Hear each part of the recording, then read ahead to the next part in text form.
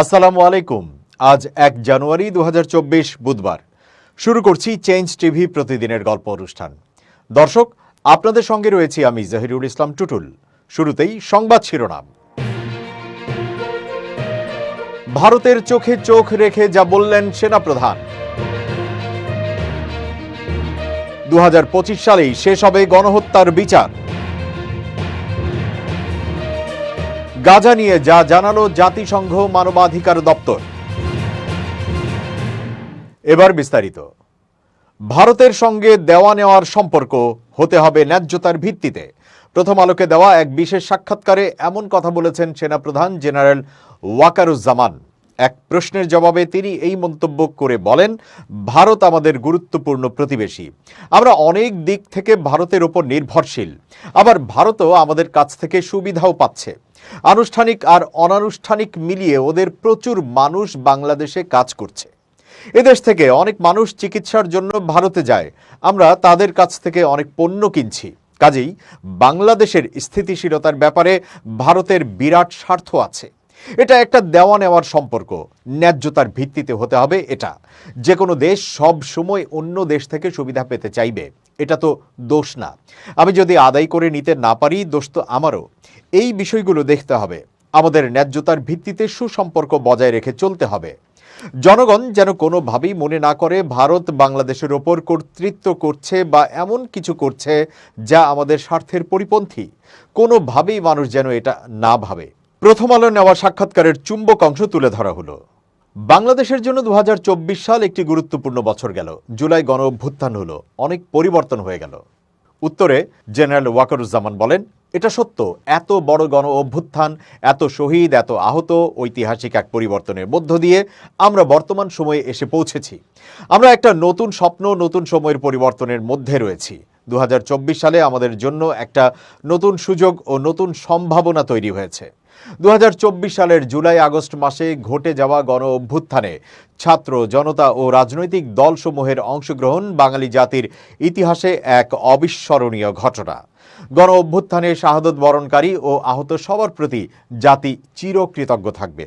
এরপর জানতে চাওয়া হয়, নতুন বছর 2025 সালে আপনার প্রত্যাশা কি? জেনারেল ওয়াকার উত্তরে বলেন, 2025 সালে আমরা একটা দীর্ঘস্থায়ী শান্তির পথে যেতে চাই। সেজন্য সবাইকে একসঙ্গে চলতে হবে, সবাইকে ঐকমত্যে পৌঁছাতে হবে। আমাদের মধ্যে মতপার্থক্য থাকতে পারে, কিন্তু জাতীয় স্বার্থে ঐকমত্য জরুরি। তাহলেই গণতন্ত্র স্থায়ী হবে। আমরা শান্তিপূর্ণ পরিবেশ চাই। বাংলাদেশের অর্থনীতি ও সামাজিক উন্নয়নের জন্য এখন শান্তি ও স্থিতিশীলতা খুবই জরুরি। এই দুটি বিষয় না হলে উন্নয়ন আর সুশাসনও আসবে না। সেজন্য আমাদের মধ্যে সহিষ্ণুতা ফিরিয়ে আনতে হবে। সেজন্য একটা জাতীয় সমঝোতার পরিবেশ তৈরি করতে হবে। এরপর জানতে চাওয়া হয়, সম্প্রতি দেখছি সেনাবাহিনীর পক্ষ থেকে সংবাদ ব্রিফিং করা হচ্ছে, আপনিও কথা বলছেন। জেনারেল ওয়াকার এর উত্তরে বলেন, আমি বিশ্বাস করি আপনারা দায়িত্বশীলতার সঙ্গে সংবাদ পরিবেশন করছেন এবং ভবিষ্যতেও করবেন। তাই আমি আপনাদের সঙ্গে কথা বলতে এখন স্বাচ্ছন্দ্য বোধ করি। সিভিল মিলিটারি সম্পর্ক বা সাংবাদিকদের সঙ্গে প্রতিরক্ষা বাহিনীর সম্পর্ক, এসব বিষয় নিয়ে অতীতে অনেক কথা হয়েছে। অবিশ্বাসের জায়গা থাকলে কিন্তু সমস্যা হয়। জেনারেল ওয়াকার বলেন, আমি যা চিন্তা করছি সেটা যদি আপনারা দায়িত্বশীলতার সঙ্গে তুলে ধরেন, তাহলে তো আমি আপনাদের সঙ্গে কথা বলতেই পারি। সাধারণত সশস্ত্র বাহিনীর লোকজন গণমাধ্যমে কথা বলেন না। এটা অনেক আগের রেওয়াজ, বহুদিন থেকেই এই পরিবেশ গড়ে উঠেছে। এরপরে প্রশ্ন করা হয়, তার মানে আপনি বলছেন এটা অতীত থেকে হয়ে আসছে? জেনারেল ওয়াকার বলেন, হ্যাঁ, এটা অতীত থেকেই হয়ে আসছে। আমরা মিডিয়ায় কথা বলার বিষয়ে দ্বিধান্বিত থাকি। তারপরও এখন দেশ একটা বিশেষ পরিস্থিতির মধ্য দিয়ে যাচ্ছে। জনগণের মনে জিজ্ঞাসা থাকতে পারে বিভ্রান্তি। আমি মনে করি সামাজিক যোগাযোগ মাধ্যমে মিস ইনফরমেশন, ডিসইনফরমেশন ছড়ানো হচ্ছে। সেই জন্য আমাদেরও মাঝে মাঝে মিডিয়ার সামনে যেতে হচ্ছে। দেশবাসী অবশ্যই একটা ভালো নির্বাচন চায়, সুষ্ঠু, শান্তিপূর্ণ ও উৎসবমুখর নির্বাচন চায়। অন্তর্বর্তীকালীন সরকারের প্রধান লক্ষ্য সেটা। এর পরের প্রশ্নে জানতে চাওয়া হয়, প্রধান উপদেষ্টা সাধারণ নির্বাচনের একটা সময়সীমা দিয়েছেন, এই বিষয়ে কিছু বলবেন? আপনাদের তো কাজ করতে হবে। জেনারেল ওয়াকার এর উত্তরে বলেন, দেশবাসী অবশ্যই একটা ভালো নির্বাচন চায়, সুষ্ঠু, শান্তিপূর্ণ ও উৎসবমুখর নির্বাচন চায়। অন্তর্বর্তীকালীন সরকারের প্রধান লক্ষ্য সেটা। প্রধান উপদেষ্টা নির্বাচনের সময়সীমা দিয়েছেন, সেটা ঠিক সময়ে। আমরা অন্তর্বর্তী সরকারি নির্বাচনের রূপরেখা বাস্তবায়নে সব সহযোগিতা করব। পরের প্রশ্নে জানতে চাওয়া হয়, সেনাবাহিনী সরকারের অংশ, বর্তমান অবস্থায় আপনাদের মধ্যে কোনো উৎকণ্ঠা আছে? জেনারেল ওয়াকার বলেন, আমাদের মাঠে থাকতে হচ্ছে, আমরা পরিস্থিতি বুঝতে পারছি, আমরা কিভাবে স্বাচ্ছন্দ্য বোধ করতে পারি তা নিয়ে একটা ধারণা দিই। দিনের শেষে আমার সেনাদেরই তো মাঠে যেতে হচ্ছে। এর মধ্যেই প্রায় 5 মাস ধরে তারা মাঠে আছেন। যত বেশি আমাদের লোকজন মাঠে থাকবেন তত বেশি তাদের শৃঙ্খলা বহির্ভূত কাজে জড়িয়ে পড়ার আশঙ্কা দেখা দিতে পারে। ডাকাত ধরতে গিয়ে আমার একজন কর্মকর্তা নিহত হলেন। পুলিশ যদি দ্রুত সংগঠিত হয়ে যেত আমার কোনো উদ্বেগ থাকতো না। তারা যদি সুসংগঠিত হয়ে যায়, বেসামরিক প্রশাসন যদি যথাযথ আইন শৃঙ্খলার দায়িত্ব পালন শুরু করে দেয়, তাহলে আমরাও আশ্বস্ত হতে পারি। এরপরেই জানতে চাওয়া হয়, কিন্তু এখনো তো পুলিশ পুনর্গঠিত হতে পারেনি। জেনারেল ওয়াকার এই প্রশ্নের জবাবে বলেন, সেটা কিছুটা ঠিক। পুলিশ পুনর্গঠিত হওয়ার জন্য কাজ চলমান। আমরা চাইব শিগগিরই সেটা ফলপ্রসূ হবে। প্রশ্ন করা হয়, গত 15 বছর প্রশাসন, পুলিশ, বিচার ও ব্যবসা সহ রাষ্ট্রের নানা ব্যবস্থা ভেঙে গেছে। এটাকে একটা স্বাভাবিক জায়গায় আনতে তো সময় লাগবে। জেনারেল ওয়াকার বলেন, এটার জন্য রাজনৈতিক দল ও সরকার লাগবে। রাজনীতিবিদদের এগিয়ে আসতে হবে। রাজনীতি ছাড়া ও রাজনৈতিক সরকার ছাড়া এটা সম্ভব নয়। জুলাই বিপ্লবে অংশগ্রহণ করে যারা নিহত ও আহত হয়েছেন তাদের জুলাই শহীদ স্মৃতি ফাউন্ডেশনের পক্ষ থেকে সহযোগিতা পেতে হলে হাসপাতালের চিকিৎসাপত্রের সত্যায়িত কপি লাগবে বলে জানিয়েছেন ফাউন্ডেশনের সাধারণ সম্পাদক সার্জিস আলম। বুধবার রাজধানীতে এক সংবাদ সম্মেলনে এই কথা জানান তিনি। জাতীয় নাগরিক কমিটির মুখ্য সংগঠক সার্জিস বলেন, বৈষম্য বিরোধী ছাত্র জনতার আন্দোলনে নিহত ও আহতদের সহযোগিতা দেওয়া হচ্ছে। স্বচ্ছতার জন্য আহতদের হাসপাতালে চিকিৎসাপত্রে চিকিৎসকদের সত্যায়িত কপি লাগবে, কারণ অনেকেই চিকিৎসাপত্র জালিয়াতি করে সুযোগ সুবিধা নিতে চেয়েছিল। আন্দোলনে সম্পৃক্ত নয় এমন অনেকেই সুযোগ সুবিধা নিতে এসেছেন বলে অভিযোগ রয়েছে। চলতি জানুয়ারি মাসে শহীদ পরিবারগুলোকে আবারও বড় অঙ্কের আর্থিক সহযোগিতা করা হবে বলেও জানান সার্জিস। তিনি বলেন, জুলাই বিপ্লবে শহীদের সংখ্যা সরকারি মতে 826 জন। তার মধ্যে 628 জনের পরিবারকে সহযোগিতা দেওয়া হয়েছে। বাকি আছে 198 জন শহীদ পরিবার। ফাউন্ডেশনের তহবিলে কত টাকা আছে এবং কত সহযোগিতা দেওয়া হয়েছে তার হিসাবও দেন সার্জিস। তিনি জানান, ব্যাংকে জমা 109,20,23,000 টাকার মধ্যে সহযোগিতা দেওয়া হয়েছে প্রায় 47,32,00,000 টাকা। এখনও 61 কোটি টাকার মতো অ্যাকাউন্টে আছে। এছাড়া আন্দোলনে আহত 11,306 জনের মধ্যে 1,601 জনকে সহযোগিতা দেওয়া হয়েছে। সার্জিস বলেন, আমরা সরকারের কাছে আহতদের একটা লিস্ট চেয়েছিলাম, তারা এটি দিয়েছে। সংবিধান সংস্কার নয়, এই সংবিধানকে বাংলাদেশের ছাত্র জনতার দাবির উপযোগী করে নতুনভাবে লিখতে হবে বলে মন্তব্য করেছেন জামায়াতে ইসলামীর ঢাকা মহানগর দক্ষিণের নায়েবে আমির অ্যাডভোকেট ডক্টর হেলাল উদ্দিন। বুধবার 1 জানুয়ারি জাতীয় প্রেস ক্লাবের তফাজ্জল হোসেন মানিক মিয়া হলে গণশক্তি সভার উদ্যোগে রাষ্ট্র সংস্কার আকাঙ্ক্ষা ও সংবিধান শীর্ষক মুক্ত আলোচনায় তিনি এসব কথা বলেন।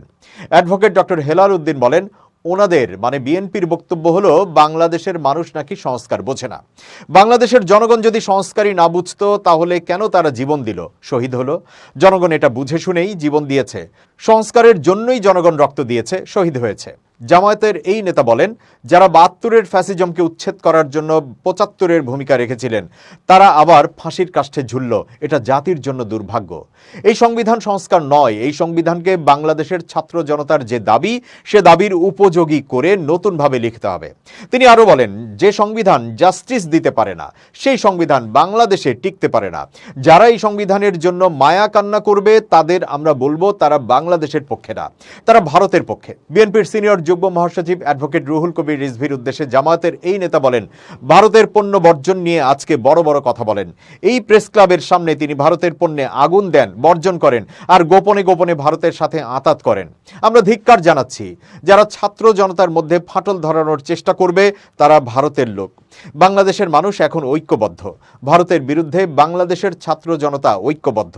ভারতের পাতানো ফাঁদে যারা পা দিতে চাচ্ছেন, জনতার মধ্যে ফাটল ধরাতে চাচ্ছেন, জনতা সেটি কোনোভাবেই মেনে নেবে না।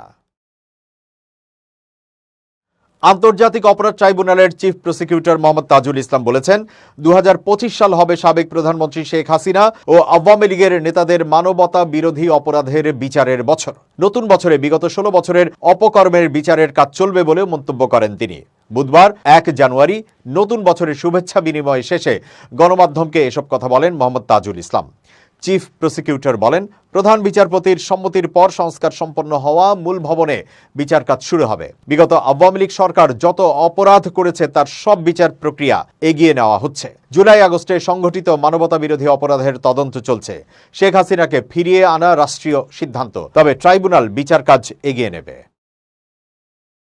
যারা ঘৃণ্য অপরাধ করেছে 2025 সাল সেই সব অপরাধীদের বিচারের বছর হবে বলে আশাবাদ ব্যক্ত করেছেন আন্তর্জাতিক অপরাধ ট্রাইব্যুনালের চিফ প্রসিকিউটর মোহাম্মদ তাজুল ইসলাম। আজ বুধবার আন্তর্জাতিক অপরাধ ট্রাইব্যুনাল প্রাঙ্গণে সাংবাদিকদের ব্রিফিংয়ে তিনি এই আশাবাদ ব্যক্ত করেন।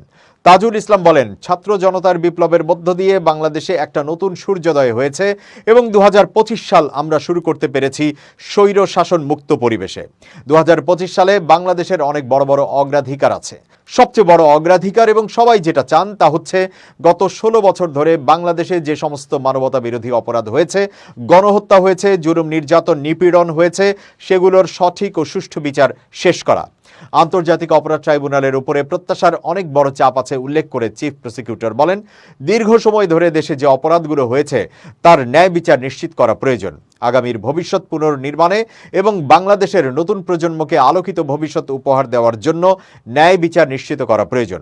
আন্তর্জাতিক অপরাধ ট্রাইব্যুনালের বিচার প্রক্রিয়া সুষ্ঠুভাবে সম্পাদন করার ক্ষেত্রে প্রয়োজন একটি সঠিক তদন্ত রিপোর্ট বা তদন্ত কার্য। সেই তদন্ত কার্য এখন চলমান আছে। তদন্ত কার্য সমাপ্ত হওয়ার সাথে বিচার প্রক্রিয়া শুরু এবং শেষ হওয়ার একটা সম্পর্ক আছে। নতুন বছরের প্রত্যাশা ও আশাবাদ ব্যক্ত করে তাজুল ইসলাম বলেন, আমাদের পক্ষ থেকে একটি আশাবাদ হচ্ছে 2025 সাল হবে যারা ঘৃণ্য অপরাধ করেছে সেই সব অপরাধীদের বিচারের বছর।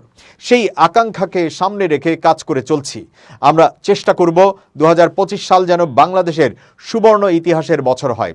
আমরা আশাবাদ ব্যক্ত করছি যে 2025 সাল অবশ্যই অপরাধীদের বিচারের বছর হবে। দর্শক, এবার খুব জরুরি 1 মিনিট জানাচ্ছেন ইউনেস্কো ক্লাব পুরস্কার বিজয়ী সাংবাদিক আমিরুল মোমিনিন মানিক। খুব জরুরি 1 মিনিটে প্রত্যেককে আমন্ত্রণ। প্রিয় বন্ধুরা, সামনে এগিয়ে যাওয়া থামাবেন না কখনোই। একজন পর্বতারোহী তিনি পর্বতের মাঝখানে গিয়ে কি আবার পেছনের দিকে নামবেন?